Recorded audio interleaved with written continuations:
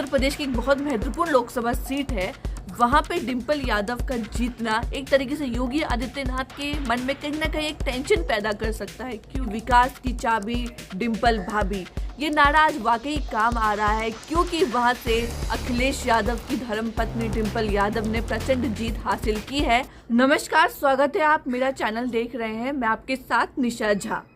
आज सभी की निगाहें गुजरात हिमाचल के चुनाव के नतीजों पर तो थी ही, साथ ही साथ जो उपचुनाव के नतीजे आए हैं उसने भी बीच में बीजेपी पार्टी में एक हलचल पैदा कर दी है, क्योंकि उत्तर प्रदेश के मैनपुरी लोकसभा सीट से डिंपल यादव ने प्रचंड जीत हासिल की है और बीजेपी की प्रत्याशी रघुराज सिंह शाक्या को 1 लाख वोटों से हरा दिया है और डिंपल यादव ने प्रचंड जीत हासिल की है।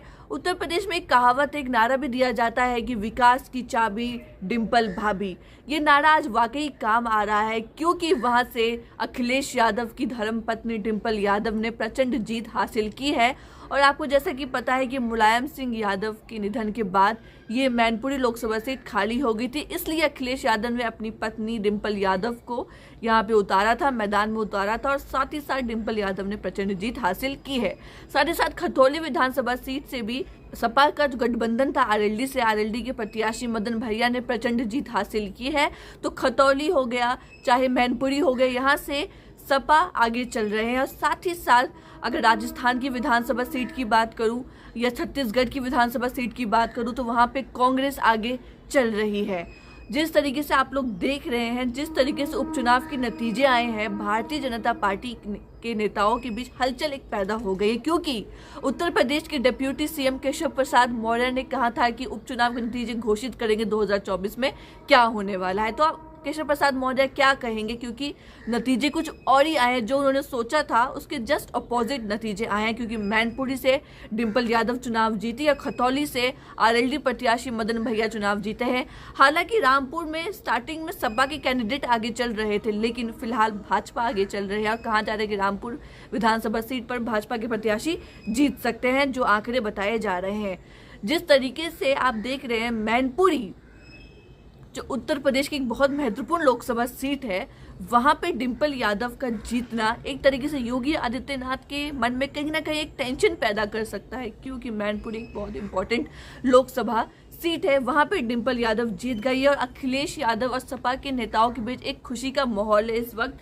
शिवपाल सिंह यादव काफी खुश नजर आ रहे हैं, उन्होंने डिंपल यादव को बधाई भी दी और साथ ही साथ अखिलेश यादव ने खुद उन्हें सपा का जो चुनाव चिन्ह है साइकिल उनके हाथ उन्हें सौंपा है। और शिवपाल सिंह यादव ने अपने ट्विटर अकाउंट पर अपनी जो उनकी जो पार्टी का चुनाव चिन्ह था वो हटा दिया है और सपा का चुनाव चिन्ह साइकिल को लगा लिया। तो एक तरीके से कह सकते हैं कि जो सपा परिवार है, यानी कि जो अखिलेश का परिवार है, मुलायम सिंह यादव का जो परिवार है, एक तरीके से एकजुट हो गया है। शिवपाल सिंह यादव जो अखिलेश यादव के चाचा हैं, वो भी कहीं ना कहीं इस परिवार से नज़दीक हो गए हैं। मैं आपको शिवपाल सिंह यादव का एक ट्वीट दिखाती हूँ, जो उसमें वो कह रहे हैं, उन्होंने ट्वीट किया है कि डिंपल यादव को आशीर्वाद देने के लिए धन्यवाद। उन्होंने मैनपुरी की जनता को धन्यवाद कहा है कि उन्होंने डिंपल यादव मेरी बहू को इतनी प्रचंड जीत से जीत दिलाई। साथ ही साथ उन्होंने ट्वीट किया है, मैनपुरी संसदीय क्षेत्र के मतदाताओं से मिले आशीर्वाद, स्नेह व अपार जन समर्थन के लिए सम्मानित जनता, शुभचिंतकों, मित्रों व कर्मठ कार्यकर्ताओं का हृदय से आभार। जसवंत नगर की सम्मानित जनता द्वारा श्रीमती डिंपल यादव जी को दिए गए आशीर्वाद के लिए जसवंत नगर वासियों का सहृदय धन्यवाद। तो वो वहाँ के लोगों को कह रहे हैं कि उन्हें डिंपल यादव को इतनी प्रचंड जीत दिलाए, उस चीज़ के लिए धन्यवाद। तो आपने एक तरीके से जीत देखा कि जिस तरीके से मैनपुरी विधानसभा सीट में डिंपल यादव की प्रचंड जीत हुई है, खतौली विधानसभा सीट से मदन भैया की जो जीत हुई है, इससे कहीं ना कहीं सपा को काफ़ी फायदा पहुंचेगा 2024 के इलेक्शन में। कि ऐसा कहा जा सकता है कि अखिलेश यादव जो सपा के अध्यक्ष हैं, उनकी पार्टी को 2024 के लोकसभा चुनावों में कहीं ना कहीं फायदा पहुंचने वाला है। जिस तरीके से चुनाव के नतीजे आए हैं, मैनपुरी लोकसभा सीट से जिस तरीके से डिंपल यादव 1 लाख वोटों से आगे चल रही है और बीजेपी प्रत्याशी को 1 लाख वोटों से हरा दिया है, ये कहीं ना कहीं संकेत दे रहे हैं कि 2024 में सपा बिल्कुल तैयार है भाजपा को टक्कर देने के लिए। और जिस तरीके से राजस्थान में भी आप देख सकते, राजस्थान में भी चुनाव होने वाले हैं, लेकिन राजस्थान की जो विधानसभा सीट से जिस तरीके से कांग्रेस आगे चल रही है, तो कहा जा सकता है कि राजस्थान में भी टफ फाइट होने वाला है बीजेपी और कांग्रेस के बीच में। आपको पता होगा कि राजस्थान में कांग्रेस की सरकार है और राजस्थान में भी विधानसभा सीट के उपचुनाव नतीजे आज आए हैं और उस विधानसभा सीट से कांग्रेस आगे चल रही है। और छत्तीसगढ़ में भी जो विधानसभा सीट है, मैं आपको बता देती हूँ, कांग्रेस की जो विधानसभा सीट है उसका नाम है राजस्थान के सरदार शहर से कांग्रेस उम्मीदवार अनिल कुमार शर्मा चुनाव जीत गए हैं। उन्होंने 20,000 से ज्यादा के अंतर से जीत हासिल की है।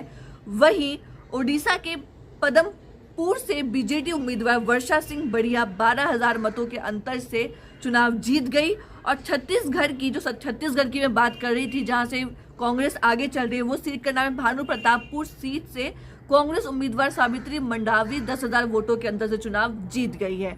तो आप लोग देख रहे हैं, चाहे वो सरदार शहर या भानु प्रतापपुर शहर हो छत्तीसगढ़ का या राजस्थान का, वहां पे कांग्रेस आगे चल रहे हैं। तो एक तरीके से आप देख सकते हैं बीजेपी कहीं ना कहीं बीजेपी के नेताओं के बीच में एक हलचल पैदा हो गई होगी कि उपचुनावों में जो नतीजा उपचुनाव में के जो नतीजों में जो उनका इम्प्रेशन है बीजेपी का जो खराब हुआ है, उसमें क्या कमी रह गई, वो बीजेपी वाले अभी से ही बैठक करने लगे होंगे, देख रहे होंगे कहाँ कमी है, क्या हमसे चूक हो गई।